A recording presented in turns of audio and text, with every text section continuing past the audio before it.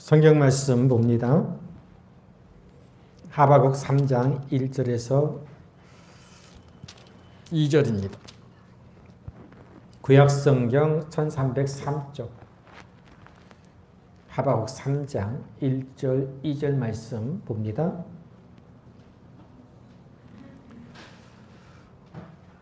(1303쪽입니다)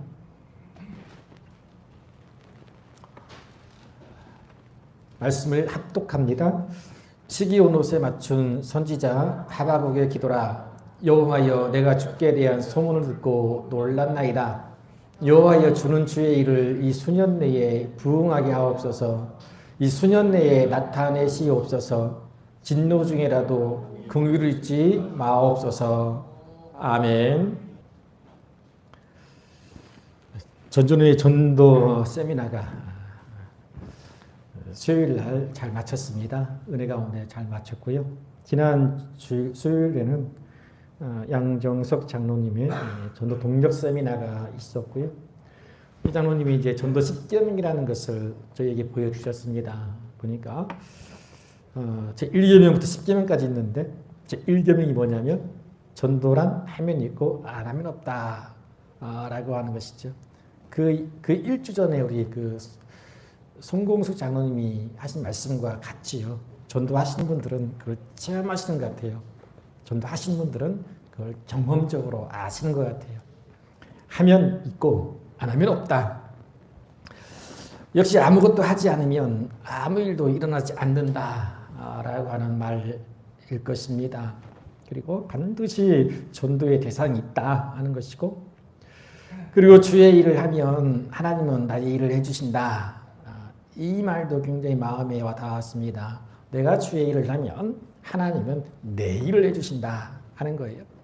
이게 많은 사람들이 할 일이 많아서 바빠서 전도하지 못한다 라고 하는 그런 이야기를 합니다. 물론 이해가 되기도 하지만 그럼에도 불구하고 내가 전도하니, 하나님의 일을 하니 하나님이 나의 일을 해결해 주시고 나의 부족함을 채워주시고 나의 기도를 응답해 주시는 줄 믿으시길 바랍니다.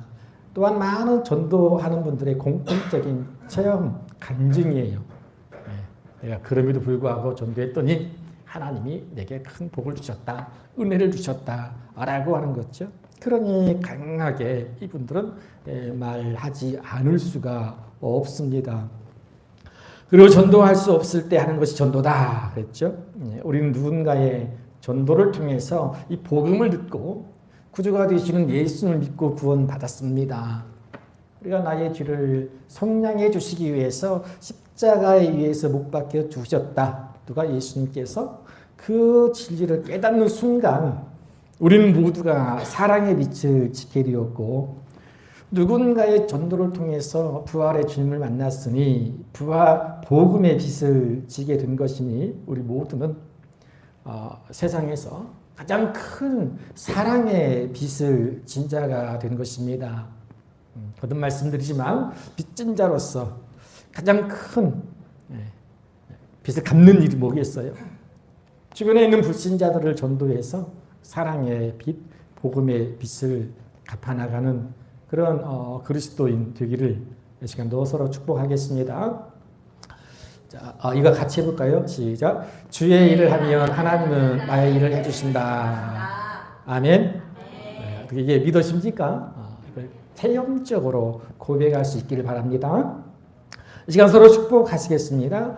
걸어가신 우리 하나님 아버지와 주 예수 그리스도로부터 은혜와 평강의 길을 축복합니다. 우리의 축복이 하나님의 복이 많은 그야말로 축복의 통로가 되어질 줄로 믿습니다. 본문에는 하박국 말씀, 하박국 우리가 자주 접하지 못하는 말씀이지요. 그런데 굉장히 중요한 의미가 있습니다. 이 본문에 나오는 하박국 선지자의 이름인데요. 본문 말씀의 배경을 조금 우리가 이해를 해야 됩니다. 이 하박국 선지자는 남유다. 이스라엘이 북이스라엘, 남유다로 나뉘어졌잖아요. 그중에 하박은 남유다에서 활동한 선지자인데 당시의 그 역사적 배경은 가운데 이제 유다가 예루살렘 유다가 있고요. 북쪽에는 바빌론이 있어요. 아래는 애굽이 있어요. 그러니까 지금 유다는 강대국 사이에 끼어 있는 그런 상황이죠.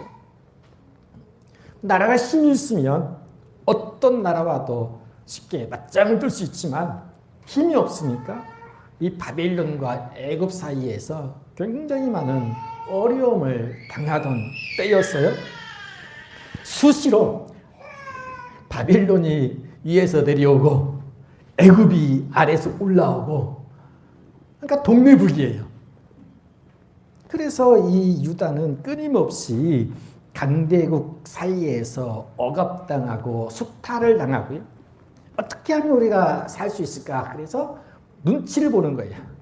어떤 때는 바빌론 편에 섰다가 또 어떤 때는 애굽 편에 섰다가 그러면서 이렇게 이제 유다가 어려운 역사적 상황 속에 놓여 있는데 얼마나 나라가 힘이 없으면 왕 하나도 자기 마음대로 세우지 못하는 상황이었어요. 당시 유다의 왕은 엘리야김이라는 사람이었는데 애굽 바로 왕이 세워준 임금이에요. 그러니까 왕도 바꿔버리는 거예요. 힘 있는 나라가. 끌어내리기도 하고 왕으로 세우기도 하고 막 그러는 거죠. 자, 이 여호야김은 애굽의 바로가 세워졌으니 이제 어디 눈치를 봐야 돼요? 애굽 눈치를 보는 거예요. 그리고 애굽에 조공을 바치고 또 조공을 바치기 위해서는 백성들을 수탈해야 되고요. 그래서 이 여호야김에 대한 그 성경적 평가가 이렇습니다. 요라기야 23장 30절 여호야김이 그의 조상들이 행한 모든 일을 따라서 여호와 보시기에 악을 행하였더라. 자, 그러다가 이제 북쪽에 있는 바빌론이 힘이 세진 거예요. 그래서 다시 이 바빌론이 막강한 군사력을 가지고 또 이제 유다를 침공하죠. 그랬더니 이번에 또 여호야김은 어떻게 합니까? 한우 수 없이 또 바빌론 편에 서서 바빌론을 3년간 섬기게 돼요. 그러다가 배신하게 되죠. 그러니까 아마 이쪽 저쪽 눈치를 보더라 정신이 없는 거예요. 맨날 당하고만 사는 거죠. 이렇게 국제적으로 약소국의 서름을 톡톡히 치르고 왕마저도 악행을 일삼으니 국내 정치 상황도 매우 어려웠죠. 누가 가장 힘들어요? 백성들이 고통스럽죠. 외소리부터 침략을 당하고 국내적으로는 위정자들에게 약탈을 당하고 너무 어려운 때 있죠. 우리식으로 말하면 우리나라 역사와 그렇게 똑같을 수가 없다는 생각을 또 하게 돼요. 제가 가끔 우리나라의 그 구한말 그 역사적 상황을 비교해서 말씀해 드리고 있잖아요. 자, 우리식으로 말하면 구한말. 북쪽에서는 청나라가 내려왔잖아요. 남쪽에서는 일본이 바다 건너 우리나라 침략하고 서로 막 우리 대한민국을 차지하려고 싸우던 그런 때 그 틈바구니에서 우리 백성들은 얼마나 힘들었겠어요. 그나마 왕이나 왕비나 정치인들이 좀 정신을 차리고 백성들을 위해서 정치를 했다면 다행이겠지만 왕과 관리들 친청파, 친일파로 나뉘어서 강대국 눈치나 보고 또 그 틈을 타서 정치인들은 그죠? 자기 자신의 이익을 추구하고 탐관오리들이 특세했죠. 그래서 뭐 좀 놀라운 동학혁명이 일어났고 이모군란도 일어났잖아요. 특별히 우리나라의 왕과 왕비는 기독교 신앙을 받아들이지 않고 무당 등 무속 신앙에 빠져서 아주 극심한 부패와 타락이 그게 타락이 됐죠. 그러니까 망국을 앞둔 나라의 현실이에요. 그러니까 어쩌면 이렇게 남유다의 상황과 우리나라의 상황이 같을 수가 없었어요. 그러니까 하박국이 이런 유다의 내외적 상황 속에서 도대체 이해할 수 없다는 듯이 하나님께 막 따지는 거예요. 하나님 택하신 백성이 아닙니까? 근데 왜 이렇게 보고만 계시나요? 그렇게 하나님과 하박국의 대화로 시작되어지는 것이 하박국 말씀이에요. 자, 하박국은요, 그런 나라의 형편을 보면서 어느 때까지 내가 부르짖어도 듣지 아니하십니까? 외세의 강포와 위정자들의 횡포 때문에 못 살겠다고 아무리 외쳐도 구원하지 않으십니까? 죄악과 패역이 판을 치고 겁탈과 강포가 있고 율법이 해이해지고 악인들이 득세하지 않습니까? 패역한 시대에 대한 불만이 가득한 채로 하박국이 하나님을 향하여 불평하는 거예요. 여러분 그런 적 있지 않습니까? 아무리 기도해도 응답되지 않고 세상을 보면 악인들이 잘 되는 것 같고 지금도 그런 이야기들이 가끔 들려집니다. 여전히 하나님 응답하지 않으신 것, 침묵하신 것 같은 그런 상황이죠. 자, 그런데 하나님은요, 그 하박국의 그런 불평을 듣고 하신 말씀이 한 걸음 더 나아가서 내가 한 가지 일을 행할 것이다. 이게 뭐냐? 사납고 무서운 갈대아 사람을 일으켜서 이 패역한 유다를 심판할 것이다. 즉 바벨론을 통해서 유다를 멸망시키는 심판을 하신다 라고 하는 말씀을 주세요.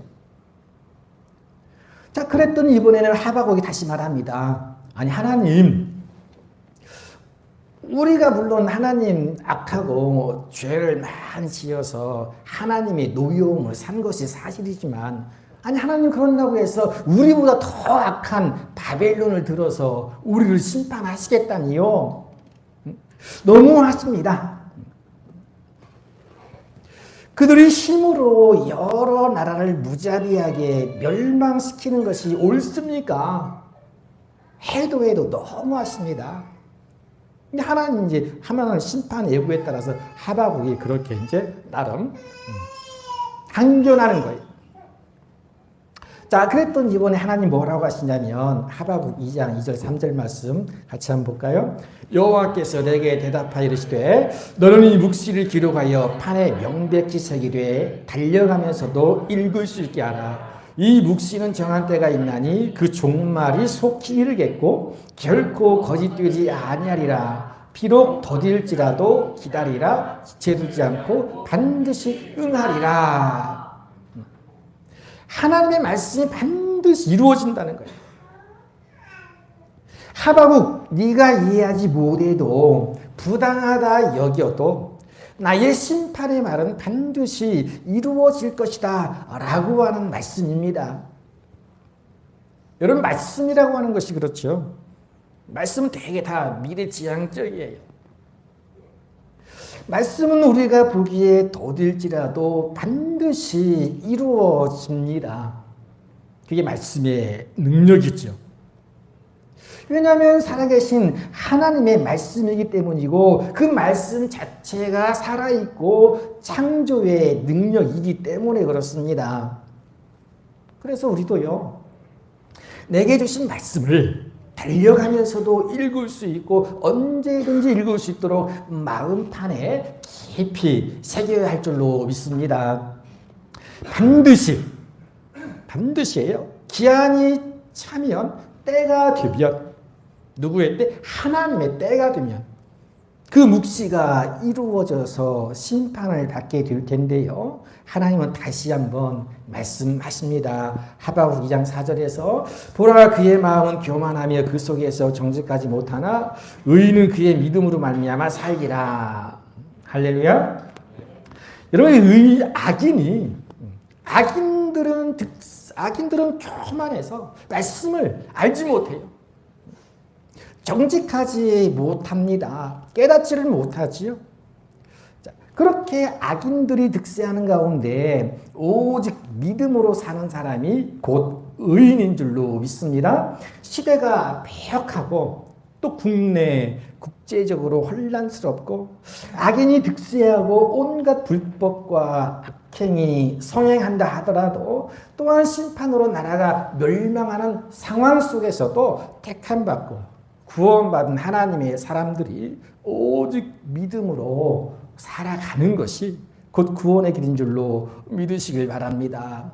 저는 이런 말씀들이 지금 이 시대를 살아가는 오늘 우리에게 주시는 말씀이라고 너무 확신이 들어요. 여러분, 우리가 살아 있는 역사적 시대적 상황도 다르지 않다고 봅니다. 이런 상황 속에서 우리는 믿음으로 살아야 된다 라고 하는 거예요. 하나님의 말씀은 반드시 이루어질 줄 믿고 오직 믿음으로 살아갈 수 있기를 간절히 원합니다. 그래서 하박국 2장 14절에 보면요, 이는 물이 바다를 덮음같이 여호와의 영광을 인정하는 것이 세상에 가득함이니라 그랬죠. 하나님의 묵시가 이루어진 날, 하나님의 말씀이 이루어지는 그날 비로소 온 세상은 하나님의 영광을 아는 지식으로 가득 차게 될 거예요. 왜냐하면 다 보기 때문에. 악인 의인이든 누구나가 다 그날에는 하나님을 보기 때문에 그래요. 여러분, 진짜 지식은 물론 배워서 지식을 쌓는 경우도 있지만 정말 지식은요, 그런 상상이나 짐작이 아니라 실질적인 체험을 통해서 얻어지는 그 경험적 지식이 진짜 지식이 아니겠어요? 몸으로 체득하는 거예요. 그동안에는 사람들이, 세상에 나쁜 사람들이 많고 그들이 더 잘 되는 것 같고, 오히려 의인들이 핍박받고 아무리 기도해도 응답해 주지 않고요, 구원해 주시지도 않으니 하나님이 어디 있느냐? 비웃었어. 하나님이 없지 않느냐? 하나님을 아는 지식도 사라지고요, 모르는 것이 당연한 일이 되었지만, 그러나 기한이 차서 때가 되어서 하나님의 말씀들이 이루어지고 하나님의 심판의 때가 되면 단 한 사람도 예외 없이 하나님의 심판대 앞에 설 것이고, 결국 살아계시고 전능하시고 심판주가 되시는 하나님의 영광을 아는 지식으로 가득 차게 될 거예요. 하박국 2장 22절 이렇게 계속 이야기합니다. 오직 여호와는 그 성전에 계시니 온 땅은 그 앞에서 잠잠할지니라 하시니라. 입을 다물게 되는 거죠. 그렇게 외쳤던 사람들, 하나님 없다고 했던 사람들, 비웃었던 사람들, 그러나 그들은 분명히 하나님의 임재 앞에 딱 입을 다물 때 된다는 거예요. 그럴 때가 온다는 거죠. 성전에 계실 분은 사람이 만든, 말도 하지 못하고 생기도 없는 우상이 아니라 유일하시고 참신이신 하나님이신 줄로 믿습니다. 하박국은 그걸 강조하고 있는 거예요. 그래서 성전은요, 열왕기가 새벽 때 열왕기 상 말씀을 보고 있잖아요. 솔로몬 성전 때 하나님이 주신 말씀이잖아요. 성전은 하나님의 거룩한 이름을 두시려고 구별하신 장소라고 그랬어요. 그리고 그 성전 가운데 하나님의 마음과 눈길이 머물러 계신다 라고 하셨잖아요. 그 성전 가운데 계시는 하나님의 말씀이 이루어지는 날, 온 세상은 잠잠하게 될 것이고, 바로 그날이 여호와의 영광이 온 땅에 가득하게 되는 날이 될 것입니다. 자, 이렇게 이제 하박국이 하나님과의 대화 가운데 그런 깨달음, 그리고 하나님에 대한 신뢰를 회복하고 오늘 3장에 새로운 마음으로 기도하는 거예요. 그럼 하박국이 뭐라고 기도하냐면요, 1절 한번 볼까요? 시기온옷에 맞춘 선지자 하박국의 기도라 그랬어요. 좀 생소한 단어가 나오죠. 시기온옷이라고 하는 단어인데, 이 말의 정확한 의미는 좀 다들 좀 몰라요. 그냥 짐작할 따름인데 어떤 사람은 음악적인 표현이다. 음악적인 표현, 슬픔의 노래다. 슬픈 마음을 가지고 앞으로 망국의 그런 상황을 내다보면서 그런 슬픈 마음으로 뭐 이렇게 기도한다고 말하기도 하고요. 또 어떤 사람은 이 음악적인 표현으로서 어떤 보통 리듬을 벗어난 파격적인 가락이라고 해석하게 돼요. 정확한 의미는 모르겠어요. 그러나 뭔가 일상적인 어떤 자세가 아니죠. 뭔가 새로운 일이 일어날 것 같은, 뭔가 변화가 일어날 것 같은 그러한 분위기를 가지고 하박국이 기도한다고 하는 거지. 장차 심판받게 될 유다의 미래를 슬퍼하면서도 그것이 끝이 아니다는 거죠. 새로운 시대가 도래할 것을 확신하면서 기도하고 있다고 하는 거죠. 먼저 그는 주께 대한 소문을 듣고 놀랐다고 하잖아요. 주께 대한 소문을 듣고 놀랬다 그랬어요. 그리고 하나님께 주시는 심판과 회복의 말씀을 들었으니 얼마나 놀랐겠어요. 하나님이 가차없이 심판하시겠다. 바벨론을 들어서 심판하시겠다. 나라가 망할 것이라는 소식을 들었으니 놀랐겠지요. 두려웠겠죠. 그렇지만 반드시 회복시켜 주실 것이다 라고 하는 마음을 가지고 기도하는데요. 먼저 그가 뭐라고 하냐면 여호와여 주는 주의 일을 수년 내에 부응하게 하옵소서. 이 내용은 너무 유명하지요. 여호와여 주의 일을 이 수년 내에 부응하게 하옵소서. 부응하게 하옵소서. 부응이라는 단어가 나와요. 한때 유행처럼 불었던 바람이잖아요. 부응. 찬송도 있고 모두가 다 부응하기를 원하는 소망을 갖고 있어요. 우리나라 1907년 평양을 중심으로 일어난 부흥운동이 있었고 또 100주년 기념을 통해서 우리가 또 많은 사람들이 모여서 어게인 1907 해가지고 행사도 했잖아요. 그런데 우리가 정말 우리가 회개해야 될 내용이에요. 우리가 부흥하니까 지금까지 한국교회는 숫자가 늘어나는 것 이것이 부흥이다 라고 하는 인식에서 벗어나지 못했다고 저는 봐요. 그러니까 우리가 부흥하면 부흥합시다 그러면 가득 채워지는 거잖아요. 물론 그것도 부흥이지만 부흥의 본질은 아니라는 거예요. 여호와의 주는 주의 일을 수년 내에 부흥하게 하옵소서. 부흥이라고 합니다. 부흥에 대한 간절한 소망과 열망을 가지고 저도 하반기 교표를 바꿨잖아요. 지유하게 하소서에서 주여 수년 내에 부흥하게 하소서라고 이렇게 주보에 보면 앞에 보면 주의 일을 수년 내에 부흥하게 하옵소서 이렇게 바꿨습니다. 그럼 간절한 마음이지요. 자, 그런데요 분명하게 알아야 됩니다. 그동안 한국 교회는 양적인 성장이 곧 부흥이라고 여긴 경향이 있었지만 이 부흥이란 말의 의미를 단순히 숫자가 늘어나는 것으로만 이해해서는 안 된다는 거예요. 아니 그런 숫자가 늘어나는 것을 의미하지 않는다는 것을 분명하게 알아야 됩니다. 이런 부흥이란 건 한자로 그죠? 돌아갈 분, 회복될, 돌아올 복, 부, 그다음에 일흥. 일이 돌아온다. 의역하면 쇠자하던 것이 다시 일어난다. 영어 리바이브, 소생하게 하다, 회복시키다, 부활하다, 되살아나다. 의미가 있어요. 그러니까 숫자적인 상상을 주는 말은 없잖아요. 내적인 변화와 어떤 공동체적 변화를 의미하는 거예요. 그래서 우리가 부흥이라고 말할 때 가장 중요한 것은 부흥은 누구로부터 시작된다? 그 찬양 있잖아요. 부흥은 나로부터 시작되리. 나로부터 시작되리. 이런 부흥은요, 그래서 나로부터 시작되어야 합니다. 우리가 그 부흥의 의미를 좀 더 알 수 있는 신약 성경의 사건이 있죠. 엠마오로 가는 두 제자 기억하시겠죠?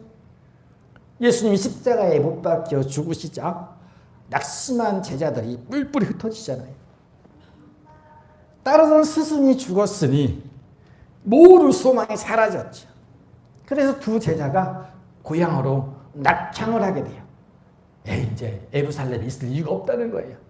그냥 고향에 가서 예전에 하던 대로 어부로 살든지 평범하게 살려고 내려가다가 도중에 부활하신 예수님을 만나게 되잖아요. 자, 그랬는데 이 두 제자는 절망과 슬픔으로 눈이 가르쳐 주시고 하면서 예수님이 말씀을 가르쳐 주시고 또 떡을 떼어 주시고 한 예수님을 알아보지 못해요. 그냥 그렇게 동행하면서 예수님이 말씀을 가르쳐 주시고 또 떡을 떼어 주시고 함께 먹고 마실 때에 그 제자들에게 갑자기 내적인 변화가 일어나요. 그게 뭐냐면 누가복음 24장 32절에 보니까 그들이 서로 말하되 길에서 우리에게 말씀하시고 우리에게 성경을 풀어주실 때에 우리 속에서 마음이 뜨겁지 아니하더냐고. 마음이 뜨거워지는 거예요. 말씀을 들을 때. 그게 내적인 부흥이라고 할 수가 있겠죠. 그들은 즉시 일어나서 예루살렘으로 돌아갑니다. 회복된 거예요. 회복됐어요. 절망과 슬픔의 마음을 덜어내고요. 떨쳐내고 다시 사명의 자리로 돌아간 것입니다. 오늘 우리가 부흥의 말씀을 들을 때, 오늘 여러분 어디서 말씀을 들을 때에 우리 각자의 마음이 뜨거워지는 은혜가 있기를 바랍니다. 바로 이것이 부흥이라고 하는 거예요.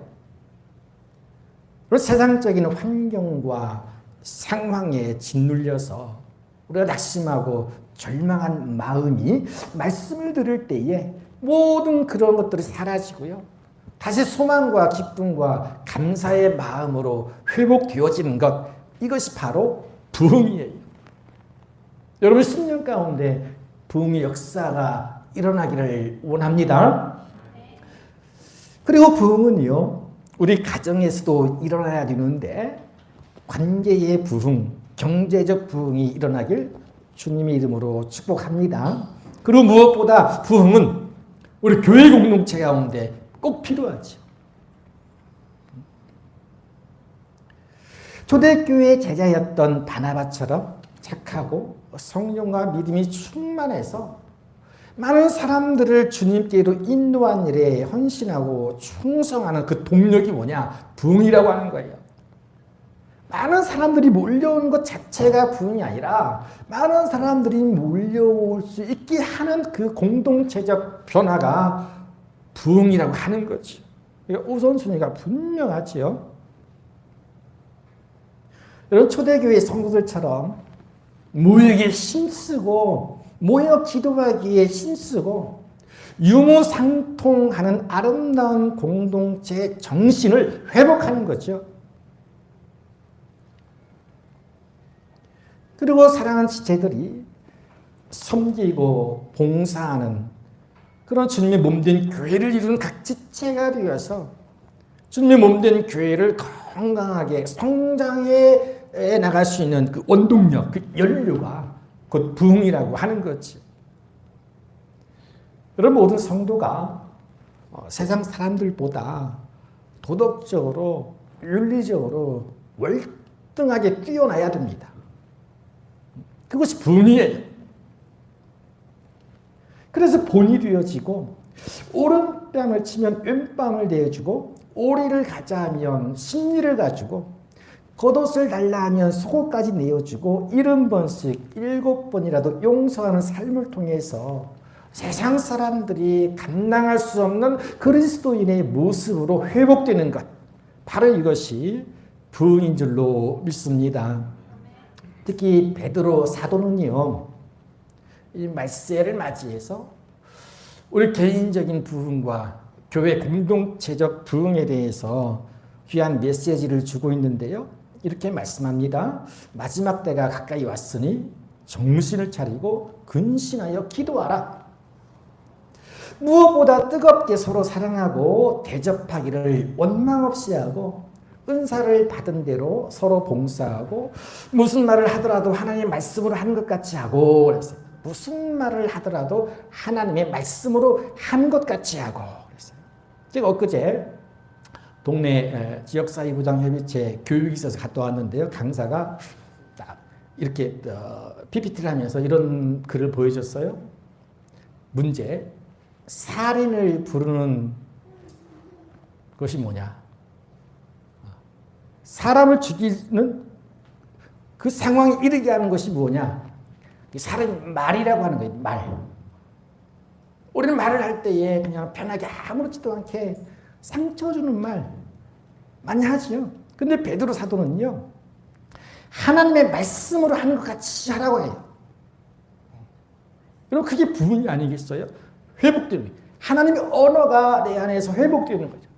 그 회복되어진 언어가 입술을 통해서 나오는 거예요. 봉사하려거든 하나님이 주시는 힘으로 하는 것 같이 하라. 이런 이것이 주님께서 원하시는 개인의 부흥, 또 교회의 부흥인 줄로 믿습니다. 그렇게 각 사람의 마음과 가정과 교회가 부흥되어질 때 믿는 이가 더해지는 숫자적 성장을 하게 되는 것이고, 더 나아가서 사회가 부흥하고 국가가 부흥하게 되는 것입니다. 그리고 분명한 것은 뭐냐면 이 부흥은 주의 일이라고 하는 거예요. 주의 일을, 그렇죠? 단서가 주의 일을 수년 내에 부흥하게 하소서, 주의 일을 나타내시옵소서잖아요. 주의 일이라고 하는 거예요. 내 일이 아니라는 거예요. 내가 하고 싶어서 하는 게 아니라 주의 일일 때 부흥하는 것입니다. 다만 주의 일이에요. 그럼 하박국이 말하는 주의 일은 뭐예요? 여기서 말하는 주의 일은 하나님께서 이스라엘의 죄악을 심판하시고 구원하시고자 하시는 계획을 의미하고요. 그리고 이스라엘이 회복되는 거예요. 그리고 먼 장래에는 예수님이 이 땅에 오셔서 누구든지 믿기만 하면 구원받게 하시는 것이 주의 일이에요. 완전한 회복, 온전한 회복이지. 오늘 우리가 하박국의 믿음으로 기도하기를 원합니다.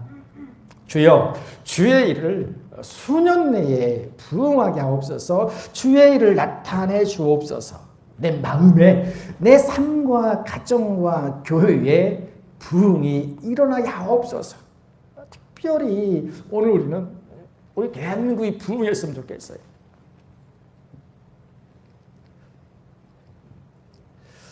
이건 하나님이요, 반드시 죄악된 세상을 심판하실 텐데 그 무서운 진노 가운데서도 긍휼을 잊지 마시고 오직 우리가 믿음으로 살게 하시고 그 믿음 가운데 부흥의 역사가 파도처럼 밀려오게 하옵소서. 아멘. 아멘. 기도해야 됩니다. 어느 때보다도 기도할 때인 줄로 압니다.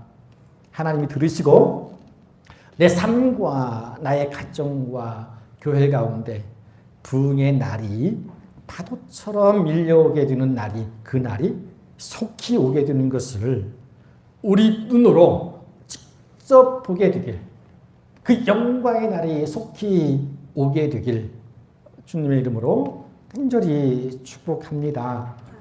거룩하신 아버지, 은혜를 감사합니다. 패역하고 완악한 시대 가운데 무엇보다 부흥이 필요한 줄로 믿습니다. 절망과 낙심 가운데, 슬픔과 좌절 가운데 무엇을 해야 할지 모르라 하는 이 시대의 모든 그리스도인들, 이 땅의 모든 사람들이 그 마음 가운데 부흥의 역사가 일어날 수 있기를 원합니다. 살아계신 그 하나님의 말씀을 들을 때에 마음이 뜨거워지게 하시고 깨닫게 하시고 회개하게 하시고 상한 심령으로 하나님 앞에 나가는 길이 곧 부흥의 길임을 믿습니다. 우리뿐만 아니라 세상 가운데에서 죄악과 더불어 먹고 마시는 모든 사람들도 하나님의 말씀 듣고 부흥케 하여 주옵소서. 이 일을 위해서 우리를 먼저 부르신 줄로 믿습니다. 다시금 우리를 세상 가운데 부흥의 전사로 일꾼으로 보내시는 줄로 믿사오니 하나님 우리를 부흥의 도구로 사용하여 주시옵소서. 더불어서 가정과 교회가 부흥케 하여 주옵소서. 하나님 아버지의 마음이 이루어지고 하나님의 거룩하시고 온전한 뜻이 이루어지는 교회 공동체, 가정이 되게 하여 주옵소서. 특별히 아버지 하나님, 혼탁한 우리나라 시대를 돌아봅니다. 하나님 강대국수들 사이에서 또 위정자들의 그러한 악행 속에서도 우리 많은 백성들이, 국민들이 고통당하고 있는 현실을 주께서 아시리라 믿습니다. 우리가 깨어 기도하게 하시고 위정자들을 위해 기도하게 하시며 나라와 민족의 부흥을 위해서 다시금 기도하며 우리가 먼저 하나님의 말씀에 순종하고 하나님의 뜻이 이루어지를 쓰임받는 하나님의 거룩한 백성으로 살아갈 때에 우리나라도 부흥케 되어질 줄로 믿습니다. 하나님의 거룩한 나라 백성 되어질 줄로 믿습니다. 거룩하신 예수님의 이름으로 기도하옵나이다. 아멘. 같이 합니다. 거룩하신 하나님의 아들 예수 그리스도시여, 분노 중에라도 긍휼을 잊지 마시고 주의 일을 수년 내에 부응하게 하옵소서. 아멘. 오타가 생겼습니다. 그리스도의 진노 중에라도 긍휼을 잊지 마시고입니다. 주의 일을 수년 내에 부응하게 하옵소서.